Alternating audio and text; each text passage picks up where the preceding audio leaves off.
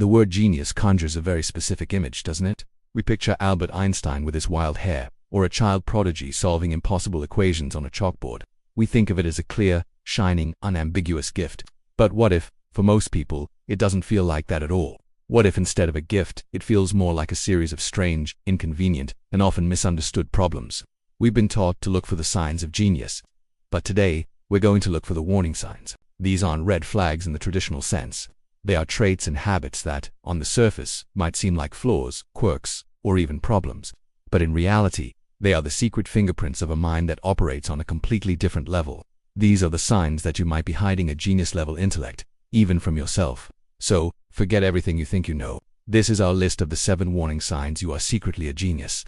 Let's start with a warning sign that can sabotage your productivity and your reputation. Number 7. You are a masterful procrastinator. But only on simple tasks. We all procrastinate, but for a highly intelligent mind, procrastination is selective. You might find you have boundless energy to spend 12 straight hours diving into a complex new subject that fascinates you.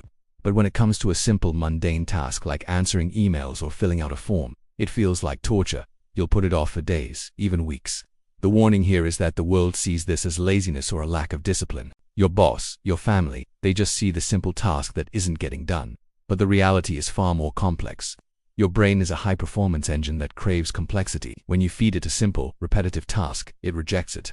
It's understimulated and actively seeks out more interesting problems to solve in the background. This productive procrastination is often when your best, most creative ideas emerge. So if you're a master at avoiding the mundane, it might not be a character flaw. It might be your brain telling you it's built for bigger problems. This leads us to a warning sign that happens entirely in your own head. Number 6. You have a relentless inner monologue. You talk to yourself a lot. Maybe you do it out loud when you're alone, or maybe it's a constant, non-stop conversation running inside your mind. You debate yourself, you narrate your actions, you practice future conversations. The warning is that society often views talking to yourself as a sign of instability or eccentricity, but scientific studies suggest the opposite.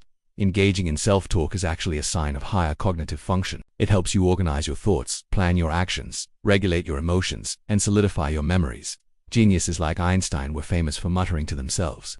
They weren't going crazy, they were thinking. So if you have a constant companion inside your own head, don't worry, you're in good company.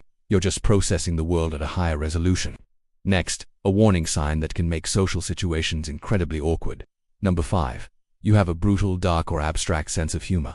You make a joke that you think is brilliant. It's a clever pun, a piece of biting satire, or a dark observation about the absurdity of life, and you're met with ... silence, or worse, confused or offended stares. The warning here is that your sense of humor can be deeply isolating. What's funny to you might be completely opaque or even disturbing to others. That's because appreciating complex humor, especially irony, sarcasm, and dark comedy, requires a high level of cognitive and emotional intelligence. You have to understand the literal meaning, the intended meaning, the social context, and the philosophical implication, all at once. If your jokes frequently fly over people's heads, it's not because you're not funny. It's because you're playing chess while everyone else is playing checkers. This brings us to a warning sign that can feel like a constant, internal battle. Number 4. You are your own harshest critic. You finish a project that everyone else thinks is amazing. You get an A on a test. You receive a major promotion. And your first thought isn't joy. It's, I could have done better. Or I just got lucky. Or they're all going to find out I'm a fraud. This is the voice of imposter syndrome, and it is the shadow that follows gifted minds. The warning is that this relentless self-criticism can be crippling. It stops you from celebrating your victories and can lead to a paralyzing fear of failure. But where does it come from? It comes from the curse of high standards. Your mind can envision a perfect, flawless version of your work, and because you can see that perfection, anything less feels like a failure. You're not arrogant. You're the exact opposite. You are so acutely aware of your own limitations and the vastness of what you do and know that you can never feel truly satisfied. Next, a warning sign that defines the social experience of many brilliant minds. Number 3. You have always felt like an outsider. From a young age you just felt ... different. You weren't interested in the same TV shows, the same games, or the same conversations as your peers. You might have had 1 or 2 close friends, but you never felt like you truly belonged to a group. The warning is that this feeling of being an outsider can lead to deep, chronic loneliness. But it's a logical outcome of a different cognitive wiring. Your interests are more intense, your conversations are deeper, your need for intellectual stimulation is higher. You're not antisocial, you're just allergic to superficiality. You crave authentic connection based on shared ideas and passions, and that is a much rarer commodity than a shared interest in pop culture. This feeling of being an outsider isn't a sign that you're broken. It is a sign that you're researching for a tribe that doesn't exist on the surface of society. This leads to our next warning sign, which can be the most draining of all. Number 2. You are tormented by existential questions. While others are worrying about their weekend plans, you're lying awake at night pondering the heat death of the universe, the nature of consciousness, or the inherent meaninglessness of human endeavors. You feel a deep sense of angst about injustice, hypocrisy, and the large-scale problems of the world. The warning is that this tendency can lead to anxiety and depression. Your mind doesn't have an off switch. It's constantly seeking patterns and trying to solve the biggest problems of all, and it often finds that those problems have no easy answers. This isn't melodrama. It's a logical consequence of high awareness.